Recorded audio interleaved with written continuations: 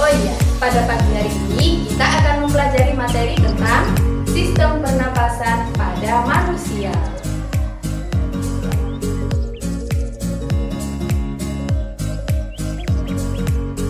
Anak-anak, tentunya kalian sudah tahu bukan apa saja organ-organ pernapasan pada manusia?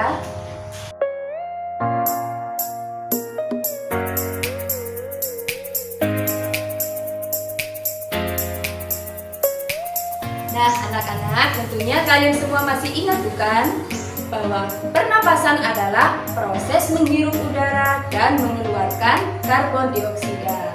Pernapasan dibagi menjadi dua, ada pernapasan dada, ada pernapasan perut. Apa itu pernapasan dada dan apa itu pernapasan perut? Mari kita simak video berikut ini. Berikut ini kita akan membahas tentang organ pernapasan pada manusia. Ini adalah gambar dari organ pernapasan pada manusia. Yang pertama, bagian ini disebut dengan rongga hidung.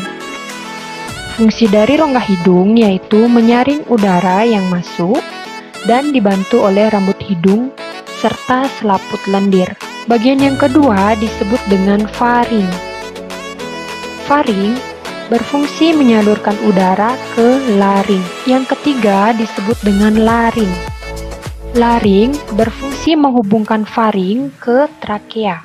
Kemudian bagian ini disebut dengan trakea, berfungsi menyaring udara dengan bantuan rambut getar. Kemudian bagian ini disebut dengan bronkus.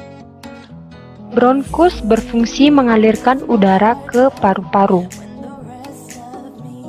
Bagian keenam disebut dengan alveolus. Fungsi dari alveolus yaitu sebagai tempat pertukaran oksigen dan karbon dioksida. Kemudian bagian ini disebut dengan paru-paru. Paru-paru merupakan organ utama pernapasan manusia. Nah, pada paru-paru ini terdapat selaput tipis yang melindungi paru-paru. Nah, selaput tipis itu disebut dengan selaput pleura. Berikut ini merupakan proses pernapasan pada manusia. Perjalanan udara memasuki paru-paru dimulai dari udara memasuki rongga hidung. Pada rongga hidung, udara disaring oleh rambut-rambut halus hidung dan suhu udara juga dihangatkan dan dilembabkan oleh rambut hidung dan lendir pada hidung. Setelah melalui rongga hidung, udara akan menuju paru-paru melewati faring, kemudian menuju laring, dan menuju ke trakea.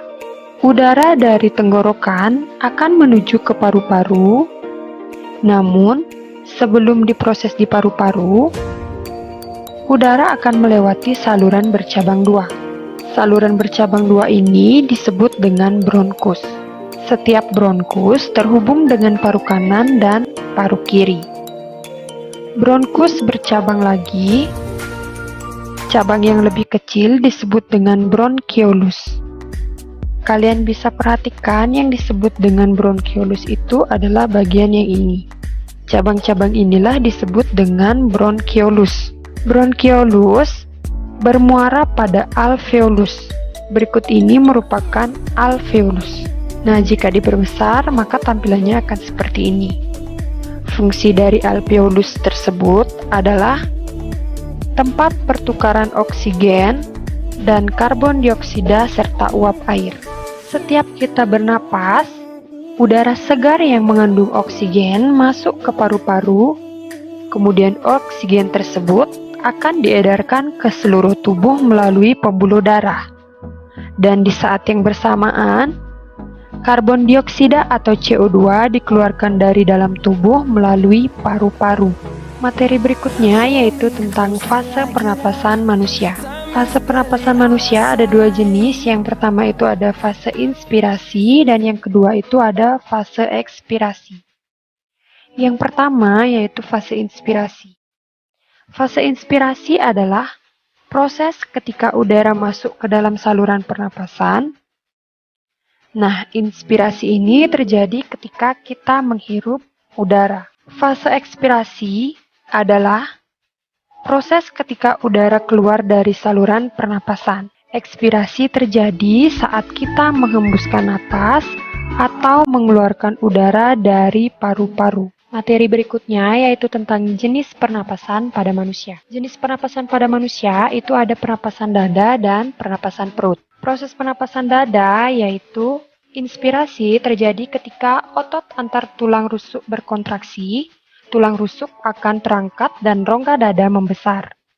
Tekanan udara dalam rongga dada menurun, sehingga terjadi aliran udara dari lingkungan ke dalam saluran pernapasan. Yang kedua itu ada pernapasan dada ekspirasi. Ekspirasi terjadi ketika otot antar tulang rusuk berelaksasi yang menyebabkan mengecilnya rongga dada. Jenis pernapasan yang kedua yaitu pernapasan perut. Yang pertama itu ada inspirasi. Selama inspirasi, otot diafragma berkontraksi sehingga posisi permukaan diafragma menjadi mendatar. Akibatnya, volume rongga dada dan paru-paru membesar. Yang kedua yaitu pernapasan perut ekspirasi. Selama ekspirasi, otot diafragma mengalami relaksasi sehingga menyebabkan posisi diafragma melengkung ke atas. Akibatnya volume rongga dada dan rongga paru-paru menjadi mengecil. Kalian bisa perhatikan pada gambar. Ketika diafragma terangkat itu adalah posisi ekspirasi dan ketika diafragma turun itu adalah posisi inspirasi. Atau dengan kata lain, ketika diafragma turun merupakan kita menghirup napas dan ketika diafragma terangkat kita menghembuskan napas. Nah, diafragma itu merupakan sekat antara rongga dada dan rongga perut. Nah, itu tadi video tentang materi pernapasan pada manusia. Bagaimana anak-anak? Sudah jelas atau belum? Tentunya kalian sudah mengerti, bukan? Nah, kalau sudah, silahkan kalian kerjakan evaluasi pada link Google Form yang telah Bu Guru kirimkan. Selamat mengerjakan. Wassalamualaikum warahmatullahi wabarakatuh.